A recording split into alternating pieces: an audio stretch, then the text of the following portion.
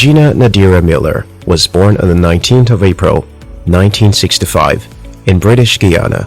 She spent the first few years of her life living with her mother in the newly dependent Guyana. When she turned 10, her parents decided to send her to England, where they wanted her to be educated at the Moira Girls School in Eastbourne. Being a brilliant child, Gina never had issues with her academics. At the end of every academic session, her grades were thrilling. However, when Gina turned 14, her education was greatly disrupted due to the strict currency controls that were enforced by the Guyanan government. Her parents were unable to send funds for her fees, which technically meant that she would have to drop out and return home. 14-year-old Gina, who didn't want anything to impede her from getting educated, decided to work and earn money to pay her school fees.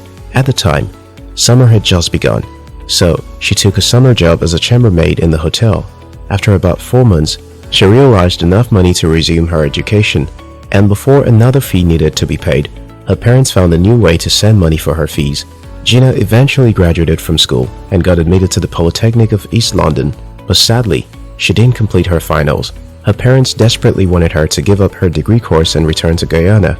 After they heard that some fellow students had brutally attacked her, Gina left the school and moved to the University of London, where she obtained a degree in marketing.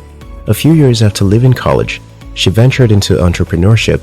She joined a friend to start a business, investing all her savings and some borrowed money. Gina and her partner built and grew the startup until it became the successful establishment they wanted it to be. In the year 2009, Gina founded the True and Fair Foundation, aimed at increasing philanthropic works and common good in the areas where they are needed. Her foundation later made her quite famous across Guyana due to the large number of people she was able to reach out to. Today, Gina is a very important and respected figure in her country. She has been able to influence her government policies in favor of every common man in the country. Life never fails to hit us with loads of problems that we never bargained for. Even at a time when it seems like all is well, we are unexpectedly faced with challenges, but despite all this, we can still be hopeful. No matter how bad life has been to you, you can still keep your hope alive and stay positive.